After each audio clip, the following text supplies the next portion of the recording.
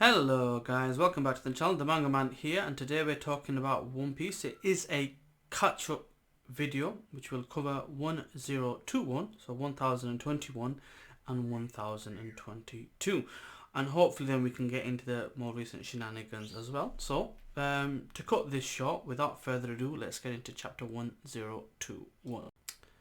1021 effectively was a chapter that basically rounded up the Brook and Robin versus Black Maria and crew fight, and then there's a little bit at the end that has a bit of talking to. We'll get to that, but essentially we see a lot of Maria themed attacks, a lot of gloating and prompting, and basically Maria having a go verbally at the weaknesses of the demon child Neko Robin, and then we see a flashback where we see essentially what Neko Robin's been doing, and one of the attacks she learned, which was the palm, which is kind of a combination of Ryusoken, the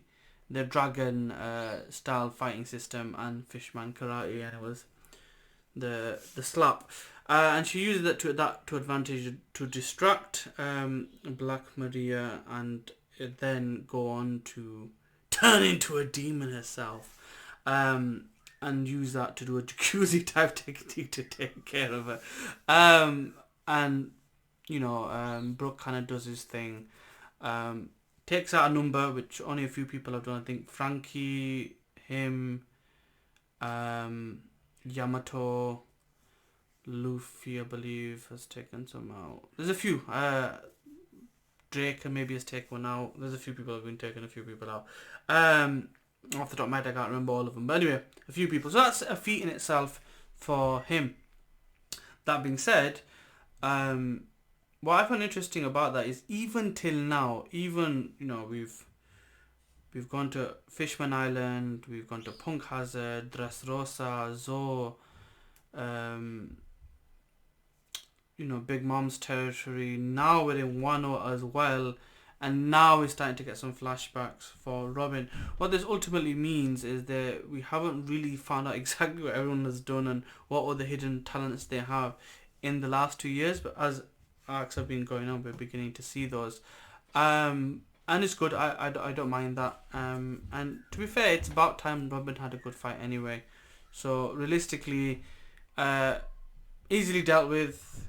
Kind of weird that she's a Toppi Roppo if she got dealt with that easily.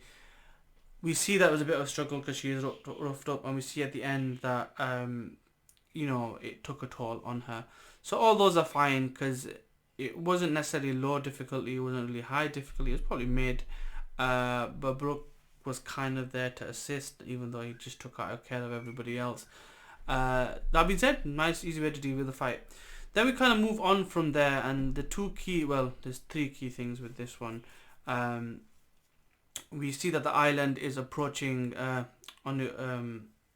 onigashima is approaching Wano Island mainland. We see that Luffy's been eating, and he's got a month's worth of food, and then the slimy dude himself is still there, talking about certain things with him, and then we kind of move on to Yamato asking Shinobu to age him, so that he can help Luffy and they can fly up and so on and so forth. This is interesting because physically aging the body would mean he'd be more capable physically. Mentally he'd still be a child, but it would put him within a good timeline with his sister, aging him 20 years, and he would then technically be the general that they were looking for. And what it also does is it kind of eliminates the need for him to travel with the Straw Hats, and kind of frees up the situation with Yamato, as Yamato has stated that she does want to be free and move on. So with the defeat of Kaido, and with Yamato with his scabbard, being in a position physically to take over as Shogun, but then mentally needing his supporters and their maturity to help him get through that, it kind of eliminates him needing to travel with them, frees up Yamato, but still gives us the opportunity to potentially have somebody like Kara kind of join as well. So yeah, interesting. I don't mind it. We've not really had any kind of updates on what's going on with Apu yet, so I'm gonna be interested to see where he's at with all this going on. But yeah, let's move on to chapter 1022, the current chapter. As always, the timestamps will be below. So, chapter 1022. Chapter 1022 was quite interesting. The ending, I mean, we'll not get started on that. We'll wait till the end to talk about that.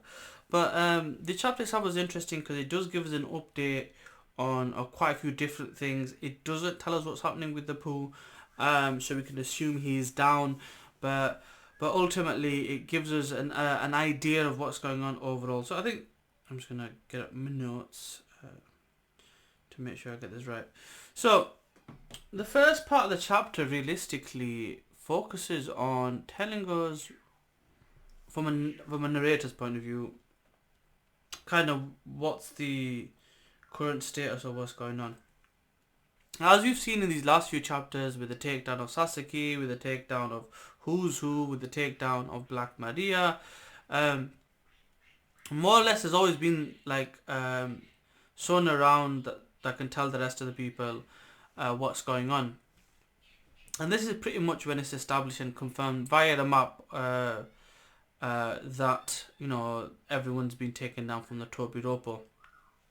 Except B.D.A because he's not really in the Toppi Roppo because he's in Sword. But anyway, so we get that confirmation. The number imbalance has changed during the course of the battle. It started off with a big difference, now it's quite close. The battle's still ongoing. The Toppi Roppo are down. And then we start seeing a few other things happening. Now, I guess the next thing that we see is the Luffy situation. We don't really see what's going on with Momo and Shinobu in this part, but we can see that Luffy's fully up. He's got that stuffed face look going along. Caribou, the slimy one, is scared, and we're told that it's 15 minutes before onigashima is going to land on the Fallout capital. So this kind of gives us a timeline, it gives us the stakes, gives us something that's going on, so it kind of adds a bit of the urgency now, whereas before we didn't have that as much. So it's kind of upped the stakes a little bit, which causes things to be a little bit more desperate. The next thing I found interesting for a few different reasons. Number one is it's a fight between Raizo and Alob's dude. I cannot remember his name. And I cannot remember his crew, but essentially his ninja crew is a rival to Raizo, and they're having this fight, and he's talking about, Alob's dude is talking about how it's his feelings that give him away, and this and that and the other, and he's essentially representing a dead man, and he's essentially doing his job and representing the shogun as officials should. So it's like against his feelings, against ruthlessness, and it's relationships versus role, and essentially Raizo's talking about how a part of them died last 20 years ago, and they're carrying out the will, and we see a spread of all the 9 scabbards. Interesting, the one I'm pretty sure is still showing as Kanjuro, because I was expecting Kanjuro's to be replaced by Izo, and I was expecting it to be Kiko, Izo, and the rest of them. You can still see that in this chapter that Kinemon is still down, Ashito Doji is still down, obviously Raizo is fighting here, Neko is moving on to go get Perospero. The Inuarashi is fighting against Jack, and people are all over the place. But it wasn't made clear, so I'm not sure, but that clearly looked like it was Kanjuro to me, from my understanding. Maybe I misinterpreted. So that's kind of the element that we see there. So we see that they're still fighting.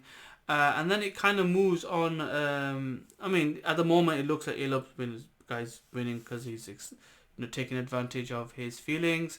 The next bit really moves on to the Killer versus Hawkins fight, and ultimately that's kind of the next element that needs resolving, because Deus Drake's kind of looming somewhere around.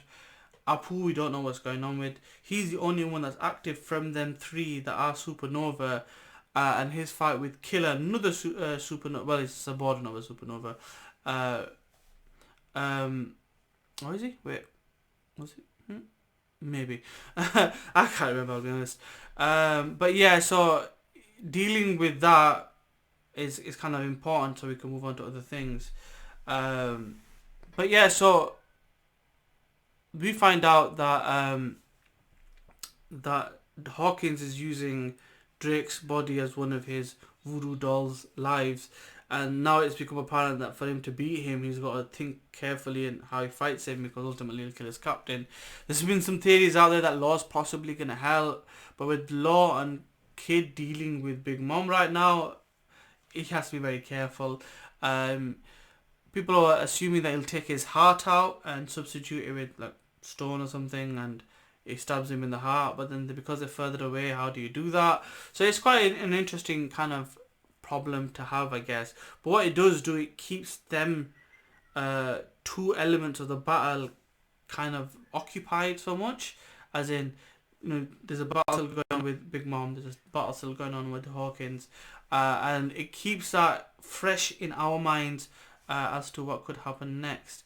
The next thing really is the main hall, and that's kind of where a lot of this ending of the chapter happens, which leads into that crazy ending. Now, you have to think, and you have to remember throughout this, that for a long time, Marco has basically been holding back and dealing with King and Queen for the most part by himself.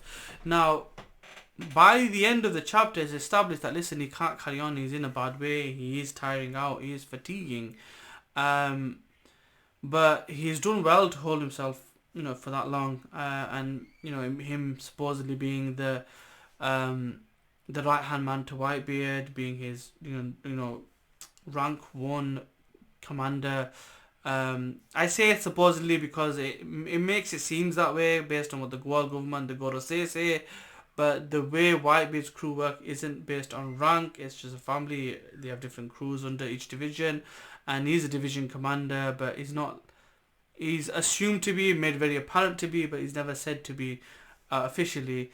So the strength wise, we don't know how he fares, but he's one of the top 5 at least in my book. I see him as the number 1 guy, but still, there has to be some type of continuity between each Yonko's first division commanders.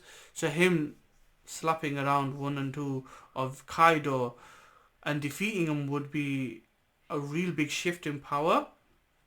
But the fact that he hasn't done that and he's beginning to lose is a good telltale sign that the powers are similar. It's just that Devil Fruit experience, being a bit tricky, being a veteran of the game, so to speak, does help him become more difficult to deal with. So that's the first thing. So by the end of it, he's essentially kind of dealt with. Another element of this flaw is pretty much taken care of as well.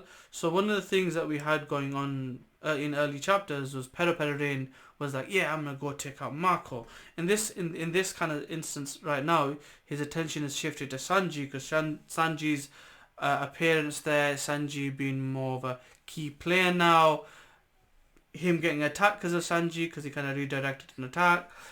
It kind of says, okay, let me switch attention, let me go after Sanji, kind of ruin the wedding, even though they're going to kill him anyway, which makes no sense, but that's just his sociopathic nature. And just as he's about to do that, Neko comes in and goes, let's take this aside, I need to whoop your behind. Obviously, because his boy got taken out because of him. So takes him out of the picture, moves that element off that piece off the board, so to speak, from this battle. And then it looks like Sanji's in trouble because he's having to deal with him while they're trying to go after Zoro. What I found interesting was King specifically saying, We need to take care of Zoro before he recovers. So he does see something there. Maybe he's being overly cautious, but being he's the number one divisional commander level, and maybe he's taking his strategy very seriously to make sure that the enemy is weakened. But he definitely sees something, and then there's a part I found this quite interesting for a few reasons, but I'll go into it. So it kind of looked like Marco was like, okay, just kill me, and then he goes, wait, the players, the real players are ready to take the stage, the real actors, the main players, and then we see a scene where it's like a panel, and you see that Zoro is, the bandages around him are ripping, and he's ready to move, and he starts calling out his technique, and so does Sanji, and then they do a cross attack, against King and Queen, which sets up nicely Zoro and Sanji versus King and Queen. And then there's like a statement at the end that says, like, if we defeat these lot, the view, the crown, the seat, the throne to be the Pirate King is within sight if they can take care of Kaido.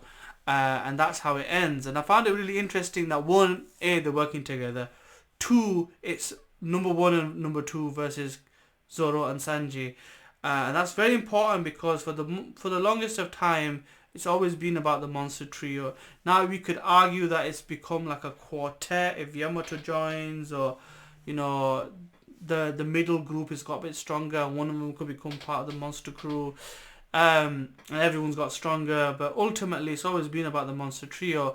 And a statement made in an SBS, I believe it was, or was it like a fan interview, and a couple of weeks ago, for Robin to say he's going to be, he's got the qualities to be one of the wings of the Pirate King, kind of like Scopper Gabon, made sense. And this is kind of like, regardless of who he's won and lost against and how poor of a showing he's had since the beginning of the timescape, he is still considered the left-hand man of the Pirate King. He is the third under Zoro, who's the right-hand man. So them working together, brilliant.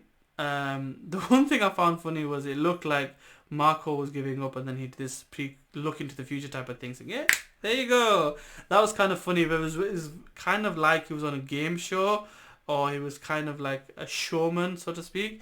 So I found that interesting. What also found interesting is, for those that are aware of Hitman Reborn, created by Akira Amano, in the early stages of the anime and the manga, the Reborn, who's a hitman, has a bullet that kind of releases your inner feelings and potential. It's called a desperation bullet. So he would shoot the main character, and he would go all out, and his clothes would rip, and he'd be practically naked in boxers running, or to do whatever he needed to do.